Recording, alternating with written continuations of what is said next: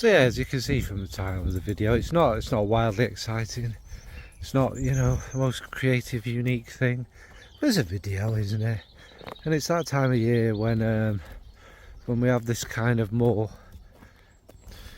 need to be outside and want to be outside, because especially in this country you want to make the most of the vitamin D and some sort of life and stuff. So yeah, and you know, being outside is what I enjoy quite a lot, to be fair. So these are just sort of outside activities. There's no cheeky ones in it this time, and just ideas of what I'd probably wear. That's it really. So first up is a kind of one I think we do more, especially when it gets hotter, is spend time with animals, you know, whether it's like, you know, chilling with the cows, you know, just walking past, feeding them, or horse riding, or, you know, stuff like that. And what, you know, it's nice to be outside with nature, isn't it, really? It's probably what I miss most in the winter, because I suppose all the animals are inside keeping warm and stuff, you don't see them, and it's just as uncomfortable for them as it is for us. And especially before it gets too hot again, it's just, yeah, who doesn't like horse riding and things like that? So what I've gone for is, it's kind of a predictable one. It's from Papillon Perfumery, and now the creator Liz Moores is quite an animal person herself. She has horses and owls and things like that. And this one's called Epona, and it's the most recent release. Now Epona's kind of this suede-y, rugged leather kind of line under it. I think there is a floral touch. I think it's something like violet, which just adds a hint of sweetness. But what it's mainly about is this kind of soapiness, this thick, it's like is it saddle soap, something like that. So it's quite this thick, creamy soapiness, but it doesn't lay heavy. And like I say, you get the little touches of sweetness and that, and there's a tiny bit of an animalic thing. Is that coming from the leather or the musks, or there's something else a bit in there? And it does literally smell like soaping up a saddle or a horse or something like that.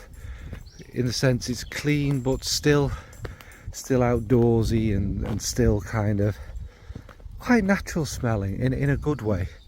Sometimes Liz's perfumes can, not for me personally, but some people do say they can go a little bit animalic and stuff, a little bit too much. I mean, Salome's one that's a bit too strong for me, but generally speaking, I think this is very wearable. It's very nice, and that thick, lovely soapiness is just magnificent, and especially this would really work nicely on a hot day.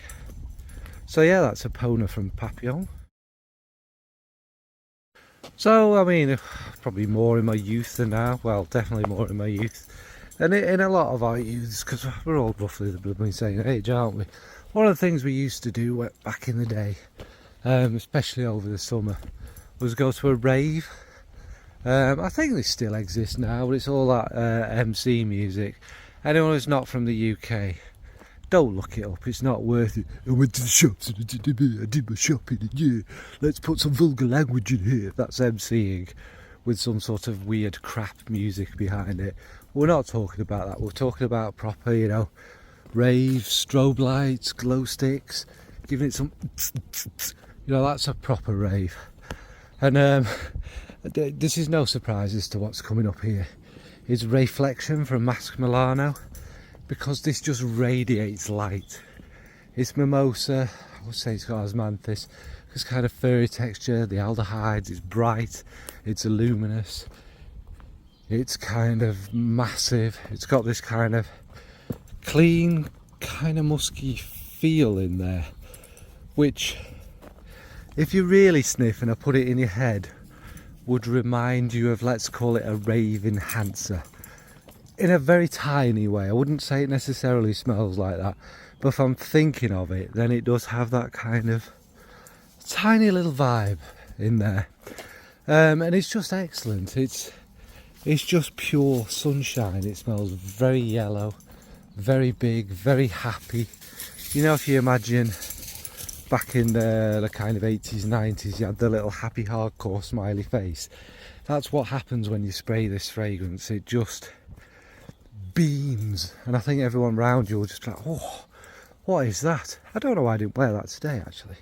But anyway, it's just magnificently bright, happy rave music. You can see the strobe lights and that when you're wearing it. The rays of sunlight coming down would obviously be the rays from the lights and that. And it's just very happy, it's very energetic, unlike me, and it's amazing. And if I was to go to a rave again, you know, never say never. And this would definitely be the fragrance I'd wear. Although I doubt I'd last up to midnight. And I doubt I'd last more than a few bottles of water, because we drink water at raves. But yes, that's for a rave is Masque Milano's Ray-flection. Next is of course the beach. Now in the UK our beaches are covered in raw sewage, litter. It's perfectly legal, and in fact taxpayers' money give these companies money to do this and then put the bills up more, but they're just strewn in excrement and nonsense. They're not pleasant places to go. Obviously leaving the EU meant we didn't have any water quality anymore. Yes, Brexit benefit. So they're not pleasant places to go, but we'll still go down there. If you can get past the stench and the fact that it's so packed and busy because we never get sun, so basically everyone, as soon as there's a flash of sun, goes down to the beach. But in our minds, all of our British minds, we're not on a British beach, soiled to death. We think we're in the Bahamas. You know, it'll be about 12, 13 degrees, everyone's topless. But, oh my God, sunlight, and you get that lovely coastal breeze. But like I say, it's the Bahamas, so the fragrance I've gone for is Kilian's Love the Way You Feel. Now, I've smelt Sun-Kissed Goddess recently. It's basically the same fragrance, because you know how Estee Lauder do this. They're cheap. Let's just bring back the same fragrance, call it something different, charge a bit more, and job's a good one. It's probably a bit more washed out than it was, but it's like, there's a big tiara in it, it's quite creamy and rich. There's a frangipani maybe, there's some sort of fruity essence in there as well, which I don't know what it is off the top of my head. And then it's got this kind of thick, creamy aspect with a hint of coconut and that, and it's musky. It's probably a tropical fruit that's in it, and it just smells. It's like one of these beachy ones, but done really, really well. Now again, Sun-Kissed Goddess, I've only just tried, I haven't worn it properly, so I couldn't tell you what that actually wears like. But Love the Way You Feel is really well done. It would be, you'd call it this, like a niche version of a designer fragrance. Just the quality's there, the beautiful muskiness is there, silkiness, the kind of class and elegance. Now this leans more on a kind of creamier aspect than that suntanny load, you know, it's not too coconutty. It's got that, like I say, tropical punchy fresh fruit feel running there with them tropical florals. It's really, really nice. And if you live somewhere like the UK and your beaches are cesspits, then this sort of fragrance would help transform you somewhere lovely and nice. So that's Love the Way You Feel from Kilian. Next again is, well, I'm talking about a kind of British version of this, a barbecue. Now barbecues start popping out in this country when you hit about May and the temperatures kind of push into the double figures, and then everyone goes crazy, let's get out the barbecue. And you get out these little disposable ones, or some people have some insane ones. You know, the weather outside, it's, yes, 10 degrees. There's a little bit of sun, it's only spitting, it's not pouring it down with rain, it's just that kind of, I don't know what you'd call that abroad, it's kind of this misty, spotty rain, which you get absolutely soaked off, but that's not too bad, at least it's not pouring it down, at least it's not snowing. So, you know, you'll get out the old barbecue, everyone will be in shorts or you know, quite dressed up. There'll be 50,000 crates of lager and whatnot everywhere. You've got all the neighbours over and that, and you're trying to light it. Basically pour half a can of petrol over it because it won't light in the rain. And yeah, now obviously what I go for in this kind of situation is a smoky scent, barbecue, you know. You'd wear your best one, so I've gone for Amouage's Silver Oud. Now this kind of has that smouldering ashiness. It's beautiful, it's classy. It's kind of got this silvery smoke feel. It's very big, classy, clean oud. It's got a little bit of an alumalic growl from the castoreum. It's musky. It's pure class. It's one of the best fragrances I've ever smelled, and I'm gonna say that because it's true. But it's that smouldering ash. You could and the smoke, like this thick smoke, not a choking smoke.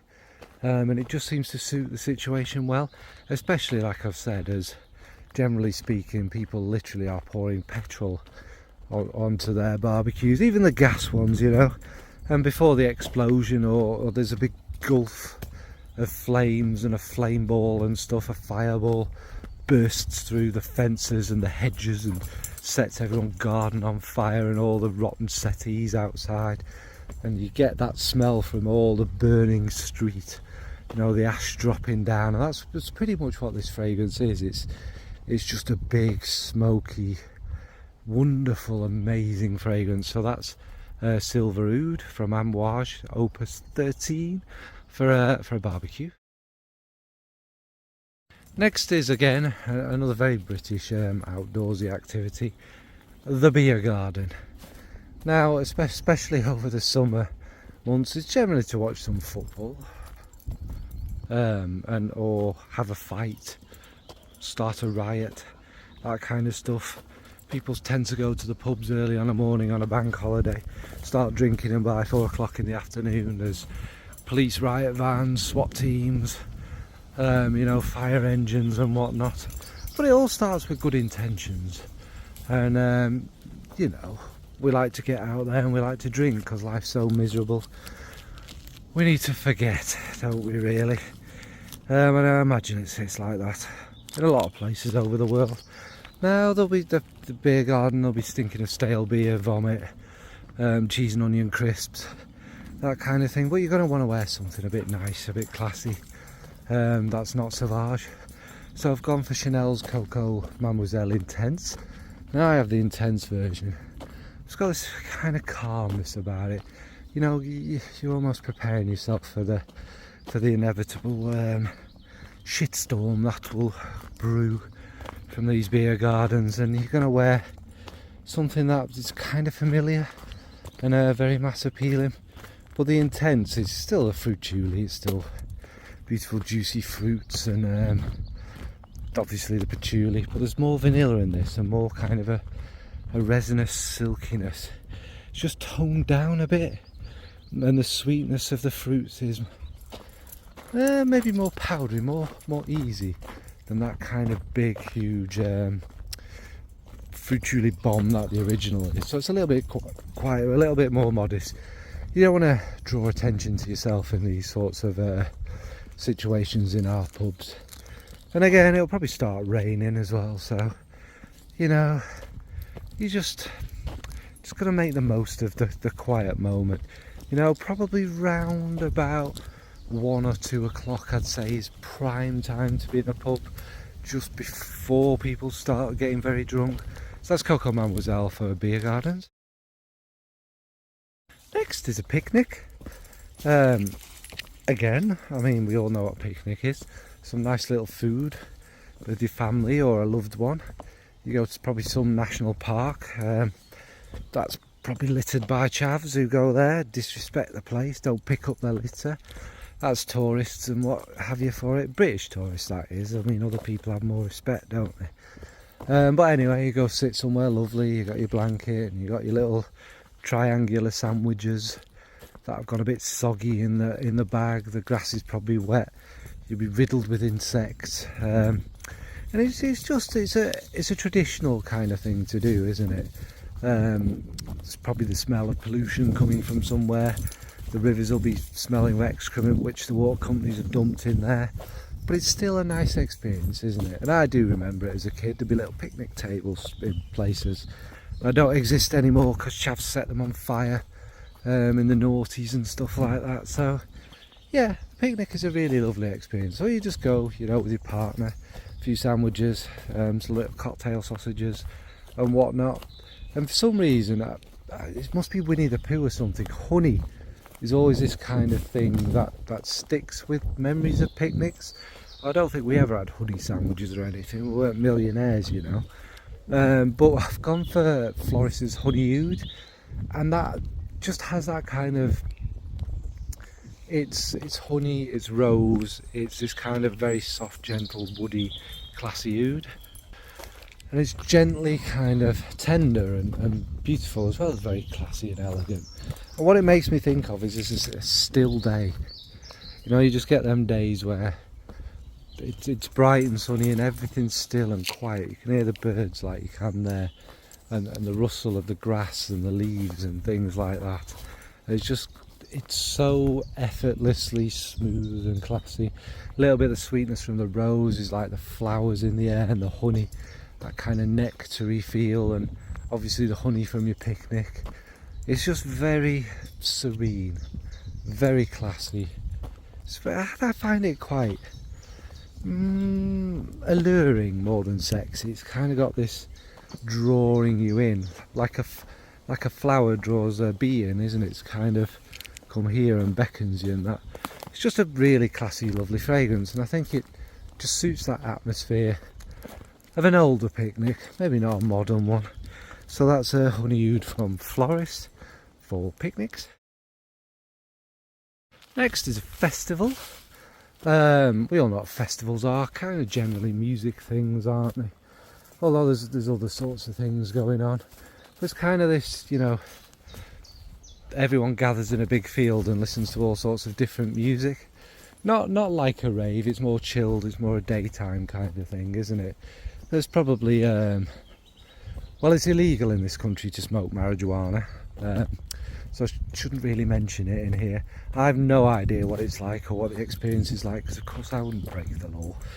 I'm not a politician, am I? It's alright for them, not for us. Anyway, I always say this, it's true though, isn't it? No idea what it smells like, but there's that kind of feel all around it. It's just green and chilled. There's the smell of green things in the air and maybe a little bit of booze, although again it's more water, isn't it? Because, you know, and everywhere is very muddy and green and just lovely, and everyone's wearing wellies. I love a festival. It's been a long time since I've been to one, and I haven't been to Glastonbury, sadly. I'd like to one day. Probably about the right age for it now, aren't I? But yeah, it's chilled, it's great, the music. So I've gone for a green fragrance for that. Not that sort of green fragrance, just a green, by a river kind of beautiful fragrance. That's Dusita's Pavillon, which just smells very green. There's kind of sweetness from the more herbaceous notes and the hints of florals there. Everything's very calm and serene again, and it's beautiful. You breathe it in and you feel like you're just somewhere lovely, and you know, you've got, I don't know, Moby playing in the background. He was quite chilled, wasn't he? Or Beck. This is dating me, isn't it, here? That kind of chilled music of that era. Maybe a bit of Massive Attack, you know, something like that. And obviously there'd be lots of indie bands because they were big back in the day, and it's just smells of green, peace, calm. Obviously there's lots of mud and puddles and that everywhere, which gives it that kind of aquatic touch this one has. So yeah, for going to a festival, well, more of an old school festival, is Pavillon from Dusita. Next, it seems to be the season of weddings, doesn't it? I'm not married. I've been to a couple. They are the most painfully dull experiences ever, really, aren't they? I know the specialties of people getting married and probably the parents of the people getting married and stuff. But yeah, I mean, I have nothing against anyone who wants to pay tens of thousands of pounds for something that'll probably last a couple of years, if that, and put their guests through the most tedious nonsense ever. But you know, everyone likes to get dressed up, you know, and look decent. I suppose it's an event to get dressed up and that, isn't it? And you'll get the families getting really drunk, glassing each other, falling out. Your daughter's not fucking good enough for me, eh? and all of that, you know. Some blown over marquees and stuff in the strong winds and the rain that inevitably comes from nowhere. They're quite an experience, aren't they? Especially the the reception and the bar after. That's always an experience to remember, isn't it? The police riot vans turning up. They're very busy in the summer over here, to be fair. So what I've gone for that is Basier, I never say it, Basier, Volè, whatever, from Cartier. That was very Geordie of me. Which is basically just a lily. It's like a soliflor scent, more or less. It's lily. There's other hints of stuff in there, but it's all them elements, that kind of animalic facet, that peppery touch, that warmness, the kind of green feel. It's a little bit creamy, like I say, and it's very musky. It's just a joyous, beautiful fragrance. It just makes you think. I suppose it's more in your head. You get the white lilies, so dressed up, classy shirts and all that. So that's Basier Volè from Dusita. And finally is a nice one. It's stargazing. I have a kind of obsession with the universe and the stars. It's very calming to me, and especially, I mean, it doesn't go dark till late, but these late night walks, very late night walks, are really nice. I do like this in the winter, but it's cold in it. It's not so cold over the summer, although there's a nice crisp air if the sky's cloudless. Now I do live where there's a lot of light pollution, but if you keep going, you can find it. And I just find when you stood there looking up, it's how insignificant we all are, and how we're just a dot, less than a dot, on a beach or whatever you want to put it like that. We're so insignificant, so pointless. This planet will die soon, and we've done it, but who cares? The universe won't miss us. We don't really even exist, do we? We exist for the less than the blink of an eye and the vastness of time and things like that. And it just makes me feel really comfortable that we are nothing. We are insignificant. There's a vastness out there of life, and there's going to be goodness out there. There's going to be, civilizations that don't destroy themselves and each other. And it's just, who are humans? All we are is like little bacteria on a living planet, parasites. And I just feel very comfortable that, really, as I'm looking up, maybe someone a million years ago was looking up at the same stars, and maybe they could see a little blue dot there. They're like, oh, I wonder what's on there. It's just nice, isn't it, really? But anyway, that's stargazing. I got a bit philosophical there. What I've picked for that is Lunar Dust from Mabelle Rama. Now this one is, as it sounds, it smells like a kind of moon dust. It's kind of this grainy, molecular, soft, sort of powdery iris. And that's all it really is. There's some musks and that there.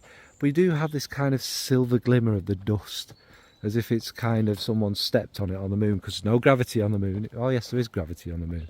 Of course there is, there must be. Whatever, there's no wind on the moon, that's it, so it wouldn't really be moving about. But you kind of get that kind of idea in your mind of magical fairy dust on the moon. And it's calming and it's relaxing, and it's a little bit, it's got them kind of woody feels in it that are just, when you breathe them in, it's kind of like smelling a tree, isn't it? It's just calming. And I do seem to be waffling a lot here. But yeah, that's the last one in these little outdoor activities. And that's for stargazing is Mabelle Rama's Lunar Dust. So yeah, it was just a quick little video. My top 10 of outdoorsy activities, or whatever the heck I'm going to call this when I figure it out. If there is 10. It's just we all love being outside, don't we? I think most of us do. It's that kind of human need to be in touch with nature.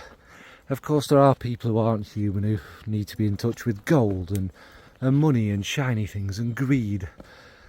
And there are people in the world who seem to be covered in the blood of their neighbours and are perfectly happy about that. That is the world we live in right now. We haven't evolved even a tiny bit, have we? We're still just wild animals trying to wipe out each other through pure greed. But anyway, what about you? What do you wear for little outdoor activities? What do you like to do outside? I mean, I did skip things like dogging and things like that, but if that's what your jam is, what do you like to wear for that? So, alright folks, thanks, bye.